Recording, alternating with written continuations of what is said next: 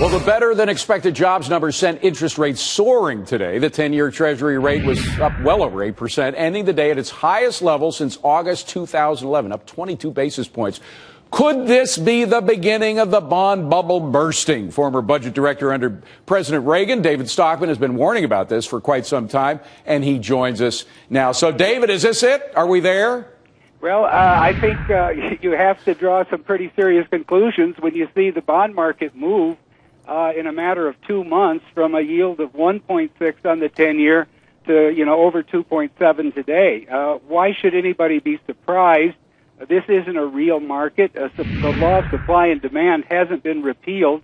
The Fed is in there massively with its big thumb on the scale, buying, half of the new issue or even more of treasuries, as well as almost all of the new issue of mortgage-backed securities.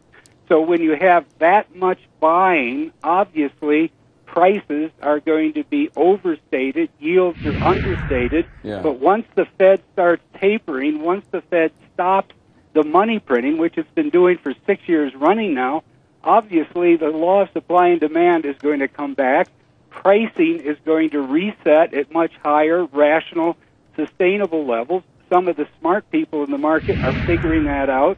They've been in a leveraged carry trade anyway. They're dumping the bond exactly as we've been saying for quite some time now. So we're in for a huge adjustment, relocation, dislocation, and I think it's going to spread to other markets over a period of time. Okay. Now, David, I have to admit to a devilish instinct that I have whenever I talk to you, because I love to make you mad. I love it when you go off on a rant, and nothing is going to make you madder than what I'm about to say. So listen up. Bernanke would claim success because what he's trying to do is to taper off while not causing a strong market reaction. When you look at what happened today, the 22 basis points up on the 10-year yield, huge spike. I haven't seen a spike in interest rates like this in a long time, well over 8%, and yet the market was up 140 points on the Dow. So Bernanke was right. He was successful. He's tapering, and at the same time, the market, not only is it not panicking, but it's going way up. Well, the problem, though, is the economy isn't recovering. This wasn't a good jobs report. It was a bad one. Well, it was hold on a second. It was better than I would agree with you, and we can't afford to have unemployment like this, but it was better than expected. Well, it was better than expected, but who was doing the expecting? It's all the Wall Street economists who are trying to get you to buy stocks, okay? This was a terrible report because internally it was all part-time jobs, the same old story again. 130,000 part-time jobs, restaurants, bars, hotels, retail clerks, temp agencies. The average pay on those is $19,000 a year. You can hardly get by on that. The real issue is breadwinner jobs in construction, manufacturing. But David, I understand that, and I agree with you. It's in real terms, it's a horrible report, and what it means for the economy is bad. And this is the worst recovery that we've had since World War II. I agree with you on all of that, but honestly, aren't you surprised that the market popped so high today when interest rates also popped so high today? Yeah, well, I don't try to predict the stock market day to day because I think it is basically a monetary heroin addict waiting for a seizure. One of these days there'll be a seizure. When the stock market figures out that the world economy is now slowing down dramatically from China to Europe, Japan, and everybody in between, that we're not creating jobs, that unemployment, that the GDP growth this quarter is likely to be 1% at best, that the Fed has done nothing except reflate risk assets, especially, the high beta assets in the stock market. So we're heading for the same fall after 5 years of expansion that we had after 2002 to 2007.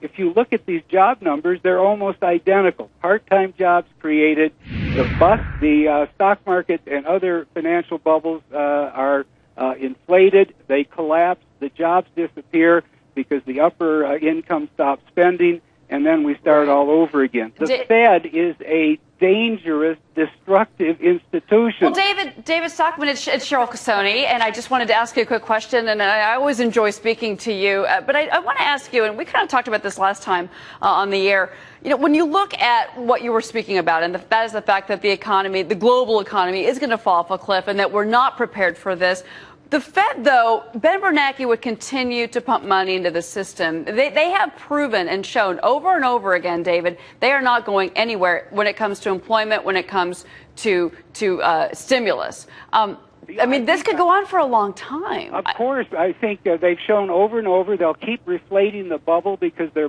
bubble blind until it finally collapses of its own weight. That happened with .com in 2000. We had a economic dislocation. They reflated.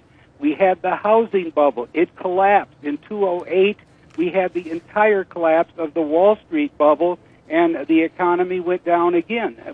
So we're now in the third bubble reflation of this century. The Fed doesn't know when to quit. It's run by dangerous people, and the only supporters of this are all the people out in Wall Street speculating on the risk assets that the Fed keeps pushing higher as a result of the absurd policy, of still, they're not tapering yet. Whether they start in September, we'll find out. But buying $85 billion of bonds a month, monetizing that much debt when we're in year 5 of the so-called recovery, defies every rule of sound monetary and financial policy ever thought of by mankind before 2000. So if you want to believe that Bernanke, who's been wrong on every call he's ever made, who's flying by the seat of his pants, who's scared to death of all of the boys and girls and robots in the stock market, if you want to believe in that, fine. I don't. I think there's just a huge disaster lurking somewhere around the corner. David, come on, admit it. You like Ben Bernanke. I do not. I do not. Gee, we never would have guessed that. David Stockman, former OMB director. Wonderful to have you in, David. Okay, thank you. Have a good weekend. He has not changed.